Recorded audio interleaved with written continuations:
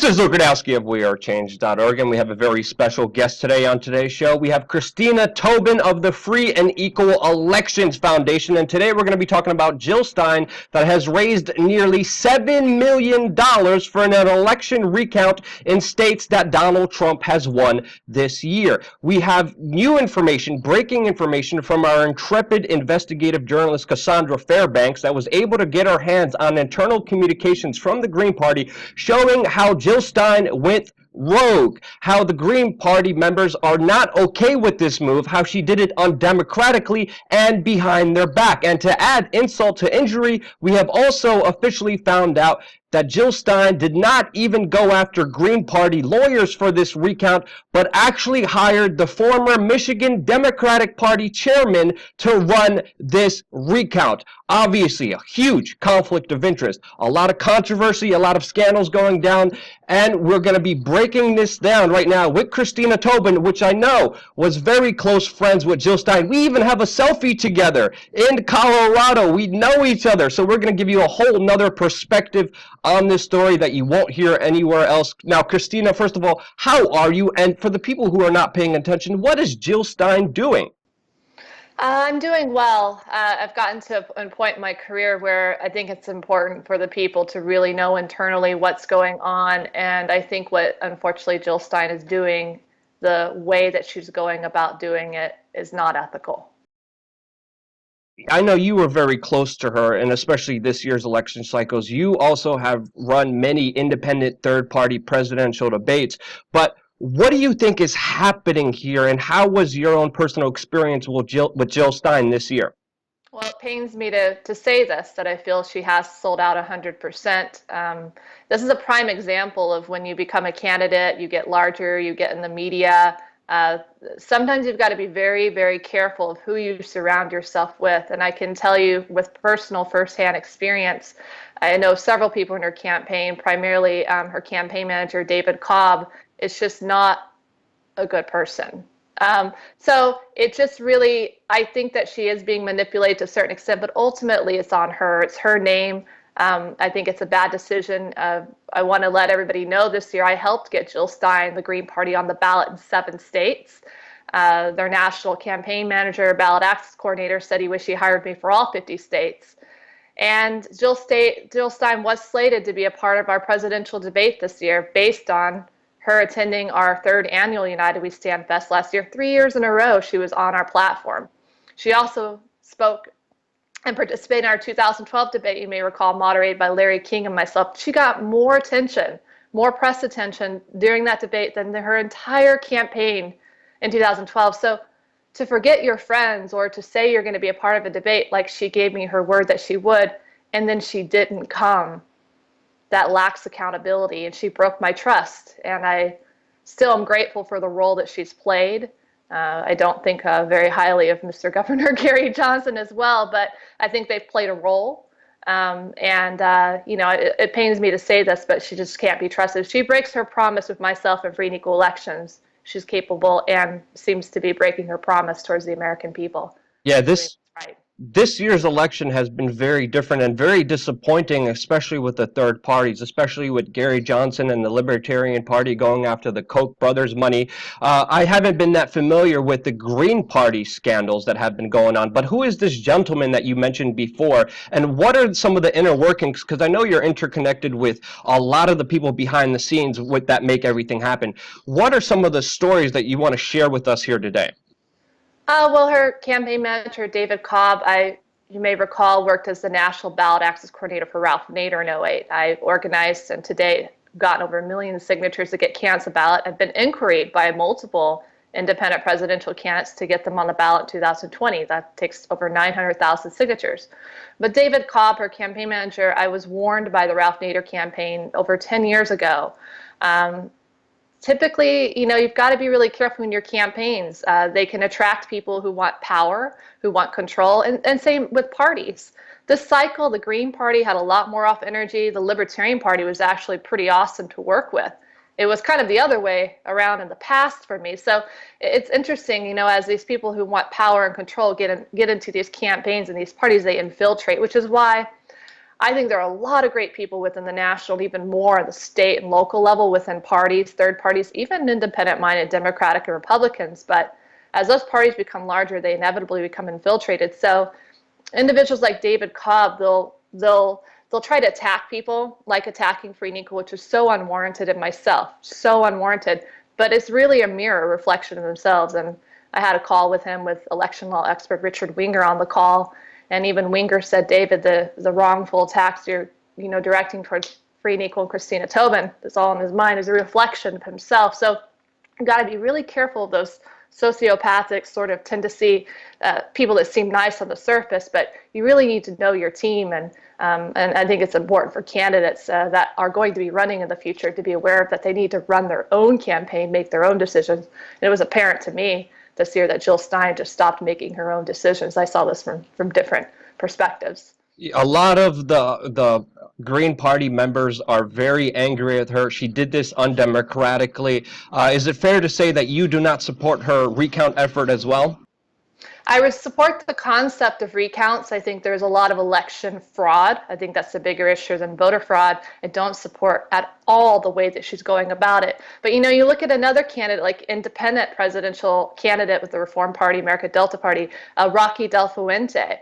You could take a look at release today that he actually he retracted his initial recount in Wisconsin because Jill Stein's there now, and he's now filing in Nevada. And he really is saying to Jill, like, why aren't you, targeting states where maybe, Hillary Clinton won. So it's just really in bad faith. So I do think there's a lot of election fraud. I just think that the way that Jill Stein's gone about it is going to tarnish her name permanently. And there's nothing I can do at this point. I've done everything I can to try to help, to message, but it just is very unfortunate. Especially now, since our investigative reporter just found out that it is going to be the former Democratic national chairman of the Michigan party that's going to be running this entire recount. I mean, obviously the mainstream media is taking this seriously. Obviously Donald Trump is tweeting angry tweet storms about this. What do you think will be the greater repercussions of this? Obviously a lot of people are seeing that Jill Stein lost her credibility, but where do you see things going from here?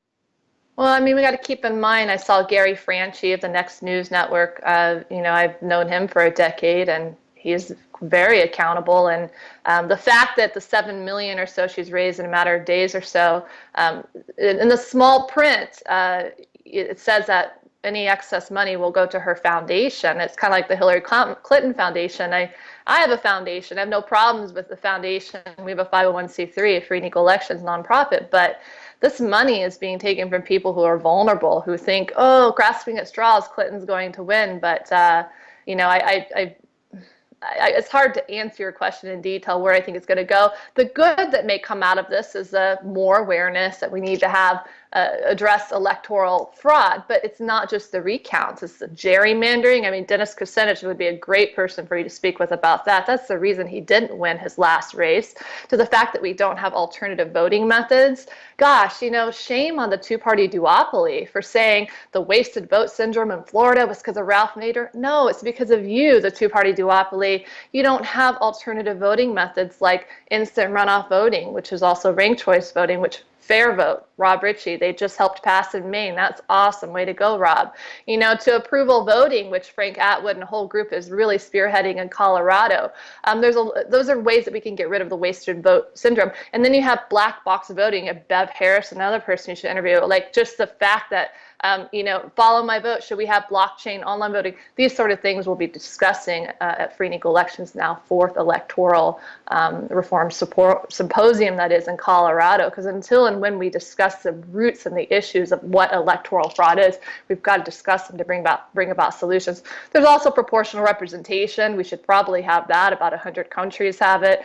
Why don't we have open debates? Mainstream media, all these things that feed into this flawed system, which is rotting from within. It definitely is a two-party duopoly, and politics is definitely corrupt. And sadly, we've seen this year that it also corrupted the third parties as well with the big money interests. And of course, now we're seeing everything unfold with Jill Stein. Now, Christina, you've been working very hard with your foundation. What's next for you? And is there anything else that you want to end this interview on? Thanks so much again, Luke, for what you're doing and all the independent media out there. You're rocking it, to the Nick Burnaby of anti-media, and of course WeAreChange and all the great outlets, The Intercept. I mean, do some great work. But I want to end it on the note that congressional ratings are at an all-time low. This is nothing new. The fact that independents or people are perceiving themselves cycle after cycle, 3, 4, 5, according to Gallup polls, more and more, 4 out of 10, probably more, perceive themselves as independents. There's a need more than ever for people to unite on the greater issues, the issues that bring us together. And that's what Free and Equal Elections is about. I'm simply here in this moment helping to carry a torch, but this platform is about building others. And I've overcome a lot of obstacles. Many of you know that, but I keep going and I don't let it bring me down. I keep my eye on the prize. And the prize is to bring about peace and harmony. When we see what's happening in North Dakota and the veterans coming there and the Sioux and the Lakota, my heart goes out to them. But every problem stems. The reason that pipeline is happening is because of the wrong people in office. We've got to replace the D's and R's alike. Parties don't work. All due respect, Greens, Libertarians are going to play a role a couple more cycles, but I think parties are on their way to becoming something in the past, and I think an independent candidates movement will rise. So on that note, Free and Equal Elections, we held the 2008, 2012, and now 2016 debates. We will be holding 2020, 2024 presidential debates. We will also be holding our electoral reform symposiums year after year, bringing together experts. This year we had the Secretary of State of Colorado, State Representative, the League of Women Voters, and so on. And we also will be announcing our 4th annual United We Stand Fest next year, which will likely be placed in Colorado next year. We have Kimani Marley already confirmed, and I think many more. I'm excited about that. The final thing is our election assistant app. This is our power, this phone right here. It's going to be an app where you can go on, and really we'll be targeting the 18 to 28-year-olds, but everybody. But those are the game changers. The power of social media and networking. That app will list every single candidate we'll be launching at Free and Equal Elections next year. D's, R's, third parties, independents. We'll have online debates. Who's donating to their campaigns? What do they believe in? Click here to get on the ballot. Click here to run for office. Click here to get involved. So thank you so much again for what you do and helping me get a voice out there on your platform. And I really look forward to working with you and WeAreChange for many years and decades to come, Luke. Oh yeah, it's a long fight and it's only beginning right now. Christina Tobin, you're awesome. Thank you so much. The link to your website will be in the description below. And of course, don't forget to subscribe to this YouTube channel. We're going to be doing a lot more interviews, a lot more independent investigative news on wearechange.org. Go there, check it out, and you won't believe the information that we have coming up next. Thank you again so much for watching. Subscribe.